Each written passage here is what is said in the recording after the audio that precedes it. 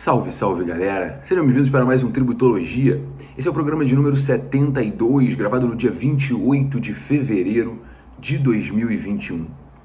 Nesse Tributologia, eu preciso trazer um assunto muito relevante, muito importante para o direito tributário,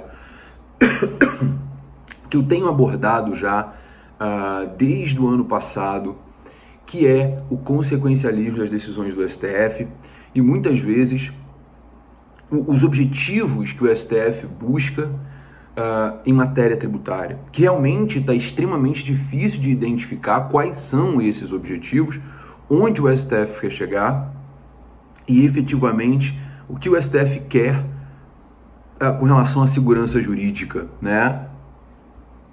Então hoje eu vou analisar com vocês o julgamento do recurso extraordinário número 118.7264, 118.7264, que é o caso que o STF já formou maioria para inclusão do ICMS na base de cálculo da CPRB, que é a contribuição previdenciária sobre receita bruta. Esse caso é um caso bastante interessante, porque ele seria um desdobramento da tese mãe, que é a exclusão do ICMS da base de cálculo do PIS e da COFINS. A ideia a essência dessa discussão é a seguinte: qual é o conceito de receita? Qual é o conceito de faturamento? Porque no tocante ao PIS e à COFINS, o STF entendeu que o ICMS não pode integrar a base de cálculo de ambos, sob o argumento que o ICMS ele transita pela conta da empresa. Ele não é receita da empresa, ele é uma receita transitória. Ele passa pela conta e ele segue o caminho dele, né? Por quê? Porque a empresa, o comércio só recebe aquele ICMS que está na nota fiscal e repassa para o fisco. Então o ICMS não pode integrar a base de cálculo do PIS e da COFINS. O que acontece é que a CPRB, a contribuição previdenciária sobre receita bruta, ela surgiu no Brasil no cenário de reduzir a tributação sobre a folha e estimular o emprego. Hoje, a CPRB ela é facultativa e só é permitida para alguns setores. Porém, ela já foi obrigatória. Já foi absolutamente obrigatória para diversos setores no momento que ela nasceu. A sua regulamentação, ela está na Lei 12.546 de 2011, e realmente é possível que alguns setores possam fazer o quê? Alguns setores podem transferir a tributação de 20% de contribuição previdenciária sobre a folha de pagamento para a CPRB, que é a contribuição previdenciária sobre receita bruta, pagando um percentual, não mais sobre a folha, mas sobre a receita bruta, ok? Essa é a ideia. Então isso nasce como um instrumento, gente, de fomento, na verdade, ao emprego no Brasil. O objetivo é fomentar o emprego no Brasil. Então, veja, a receita bruta da CPRB é a mesma receita bruta de PIS e COFINS. Portanto, a tese que foi criada é no sentido de que a CPRB, como tem a mesma base de cálculo do PIS e da COFINS, o ICMS, que é a receita transitória, também não pode integrar a base de cálculo da CPRB. Essa seria a lógica jurídica. A União, então, alegou que seria plenamente possível a inclusão porque a CPRB é facultativa. De modo que, se o contribuinte ele quer optar pela CPRB, que ele então suporte a base de cálculo cheia sem a exclusão do ICMS. Então, galera, assim, e qual é o ponto, né? O ponto é que nessa semana foi formada a maioria, o julgamento ainda não terminou, mas foi formada a maioria pela inclusão do ICMS na base de cálculo da CPRB. O relator é o ministro Marco Aurélio votou pela exclusão, né? E quem trouxe a divergência foi o ministro Alexandre de Moraes, mais uma vez.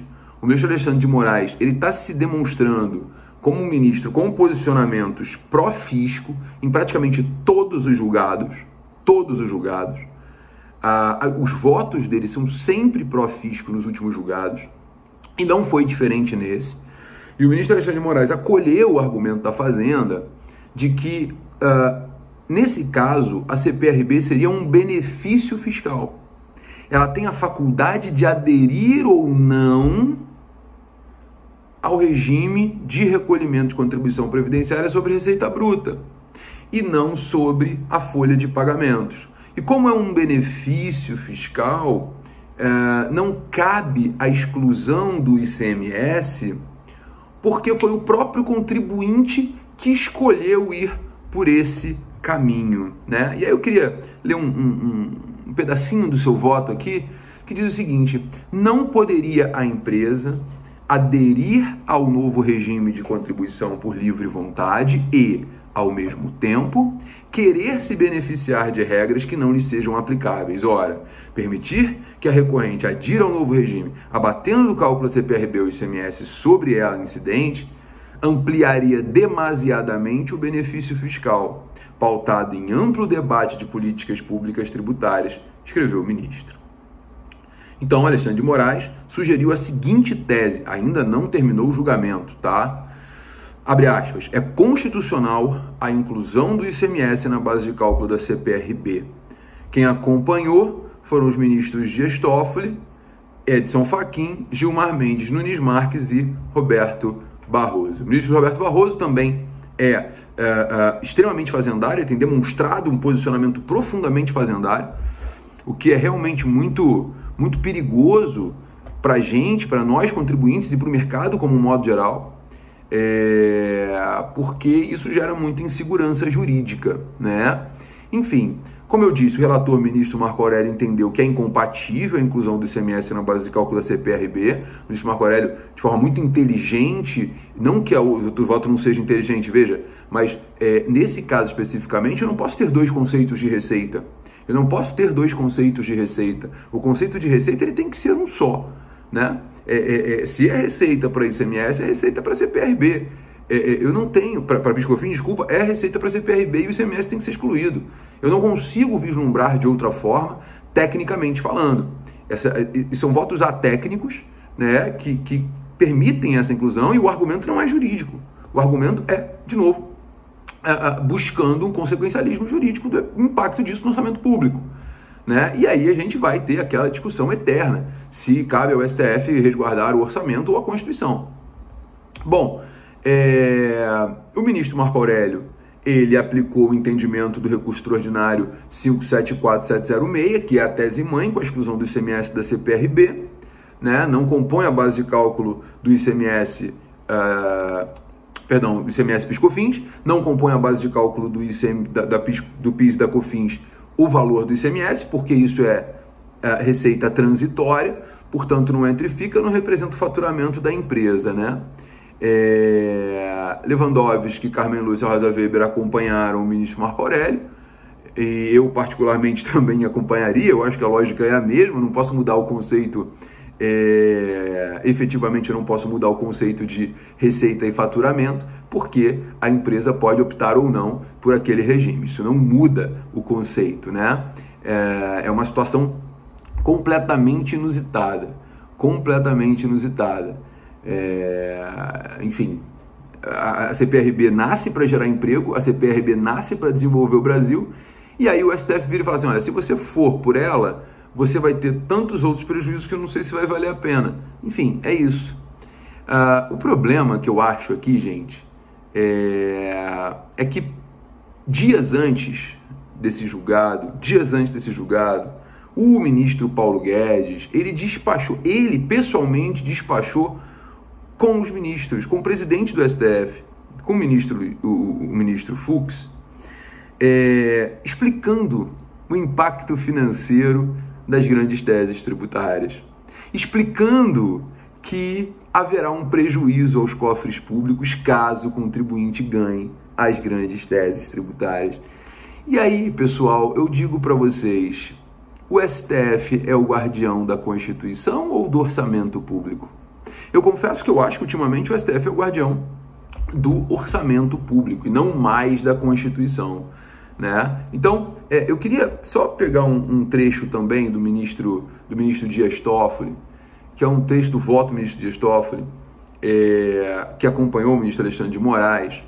E esse trecho também muito me chamou a atenção, pessoal, exatamente para chegar ao ponto desse consequencialismo jurídico que a gente está vivendo hoje. Abre aspas, o afastamento da aplicação da tese fixada no tema 69, em razão da CPRB ser opcional, já foi sustentado pelo ministro Gilmar Mendes, em decisão do recurso extraordinário 954-262. Na ocasião, Sua Excelência consignou que cabe ao contribuinte sopesar os benefícios trazidos por essa nova legislação quando da sua escolha, não sendo possível combinar o regime favorecido com características do regime geral de tributação e criar um terceiro gênero ainda mais benéfico. Vide que, em razão dessa mesma argumentação, conectada com a possibilidade do contribuinte eleger um regime de tributação, a Corte tem afastado a alegação de inconstitucionalidade de restrição imposta à empresa optante do Simples Nacional a benefício fiscal. E aí, nessa direção, ele citou vários recursos extraordinários. Ou seja, o argumento do STF é simplesmente o seguinte: se você escolhe por uma forma mais privilegiada de tributação, você não tem direito a nenhum outro benefício. Você só tem direito a gozar de um único benefício. E aí, gente, o que eu tenho em mente aqui é o seguinte: o conceito de receita passa a ser, então, oscilante, passa a ser vacilante. O conceito de receita é de acordo com aquilo que você escolhe da sua tributação. Para PIS e COFINS nós teremos um conceito de receita, para CPRB a gente tem um outro conceito de receita, em que vai ser incluído o ICMS. Por quê? Porque você escolheu aquele regime melhor de tributação. Isso não é argumento jurídico data macíssima vênia, né? Juridicamente falando, isso não é argumento. E mais do que isso, não se trata de benefício fiscal. A CPRB não é um benefício fiscal. Entender que a CPRB é um benefício fiscal é um argumento muito cruel, muito cruel. Por mais que represente renúncia de receitas, a CPRB já foi obrigatória. Ela nasceu obrigatória para diversos setores e gerava prejuízo, inclusive para esses setores, né? É importante lembrar que quando foi instituída a CPRB, a Constituição ela já determinava, naquela época, a substituição gradual da tributação sobre folha, sabe? Passando para a receita o faturamento. Então, assim, mesmo que fosse um benefício fiscal, que não é. Benefício fiscal é aquilo que é dado, é um favor fiscal para determinadas empresas. Nesse caso, não é favor fiscal para ninguém. Nesse caso, é uma questão governamental, uma política governamental de estímulo ao emprego. Então, o que está sendo feito é o seguinte: o governo faz a política de que, olha, empresário, eu estou aqui estimulando o emprego, tá? Para ficar mais barata a sua folha de pagamento, você possa empregar mais e o Brasil crescer. E por outro lado, vem o STF e fala assim: olha, mas se você for por esse lado, o seu conceito de faturamento vai ser diferente, tá bom? É um jogo de perde para o contribuinte, ganha para o Estado, como sempre. E outra, receita não pode ter múltiplos significados. Receita ou faturamento tem um significado só. Mais do que isso, temos problemas. Essa premissa está equivocada. Porque é bom lembrar que CPRB foi obrigatória até 2015. Então não era favor fiscal nenhum para ninguém, não. Até 2015 os setores eram obrigados a ir para a CPRB. Ou seja, o que nós temos aqui é que a exposição de motivos da CPRB era muito clara. Ela nunca foi criada para beneficiar o empresário. Nunca, nunca. Basta pegar a exposição de motivos da lei. Ela nunca foi criada para beneficiar o empresário. Ela foi criada para gerar emprego.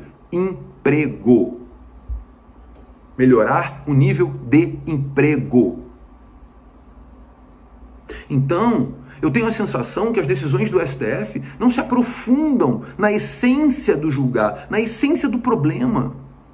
Porque se o STF buscasse a exposição de motivos da lei que instituiu a CPRB, ele entenderia que isso não é benefício fiscal. Isso não foi criado para beneficiar empresário. Isso não foi criado para beneficiar setor nenhum, não. Isso foi criado para gerar emprego. Emprego. Para tirar aquele cara que era PJ, para tirar aquele cara que era ilegal e ele seja colocado na folha de pagamento. Para isso que foi criada a CPRB. Portanto, essa decisão do STF, ela beira o absurdo. Primeiro, distorcendo o conceito de receita. E segundo, entendendo que é benefício fiscal aquilo que não é. Interpretando de forma equivocada aquilo que não é. Porque a CPRB jamais foi criada como benefício fiscal. A CPRB foi criada como um programa de governo. Programa de governo. E, de novo, foi obrigatória por muito tempo. Não há nessa decisão qualquer profundidade técnica. Qualquer profundidade técnica. Então, gente, olha, isso me preocupa demais, porque eu tenho outro fator relevante nessa nossa conversa aqui, que é o seguinte: eu estou muito preocupado com as decisões do STF, porque o STF entendeu essa semana também que é inconstitucional o DIFAL, porque foi criado por convênio, não por lei complementar, e deveria ter sido criado por lei complementar, é óbvio, né? E a modulação dos efeitos beira o assustador. Beira o assustador. Gente, olha só, o caso do DIFAL é muito simples. A emenda constitucional 87, ela altera a sistemática de tributação de ICMS na operação interestadual. Ela altera a sistemática de incidência de ICMS na operação interestadual. Na operação interestadual nós tínhamos uma regra, a emenda constitucional 87 alterou o artigo 155, parágrafo 2º, inciso 7º e 8º da Constituição. 155, parágrafo 2º, inciso 7º e 8º da Constituição, atribuindo ao vendedor na operação interestadual, principalmente com relação ao consumidor final, a obrigação de recolher o diferencial de alíquota. E no caso da venda ao revendedor, o revendedor que vai ter que recolher lá o diferencial de alíquota aplicando-se a alíquota interestadual. Beleza. Isso nunca foi regulamentado por lei complementar, foi regulamentado por convênio. Ok. Pode? Não. O STF foi claro, não pode. Mas isso é óbvio que não pode ser por convênio. Pelo amor de Deus. O que regulamenta a Constituição é lei complementar. Se o STF entendesse de forma diferente disso, aí realmente a gente rasga a Constituição e vai embora. Desiste desse negócio. Né? Faz Enem para medicina. Porque aí não tem ninguém para interpretar o conceito de vírus. Quer dizer, tem. Bom, o fato é, o STF então declara inconstitucional, o STF faz o quê? Modulei. Essa declaração de inconstitucionalidade só vai produzir efeitos a partir do primeiro dia do exercício financeiro ou a consolidação do julgamento. Então, por enquanto, 1º de janeiro de 2022. Ou seja, o STF declara inconstitucional e fala, tu vai continuar pagando esse troço aí mesmo que inconstitucional, porque o orçamento público não comporta você deixar de pagar. Gente, isso é de um surrealismo inacreditável. Isso é de um surrealismo inacreditável. Então o STF hoje guarda quem? Resguarda quem? O meu direito, o seu direito, o direito do cidadão? A Constituição, que eu saiba, é cidadã. A Constituição é cidadã e ao STF cabe resguardar a Constituição cidadã. Modular a declaração dos efeitos para o futuro, pelo menos garantir o direito de quem ingressou com a ação. Pelo menos garantir o direito de quem ingressou com a ação. Agora, por outro lado, também você tem um incentivo. Amigo, entra com a ação, porque senão você vai perder. Se o STF declarar inconstitucional, vai ser para o futuro mesmo, e está arriscado o STF declarar inconstitucional e nem tirar do ordenamento jurídico, daqui a pouco vai acontecer isso. Daqui a pouco, o STF vai declarar inconstitucional e vai manter a cobrança. Por quê? Para garantir o orçamento público.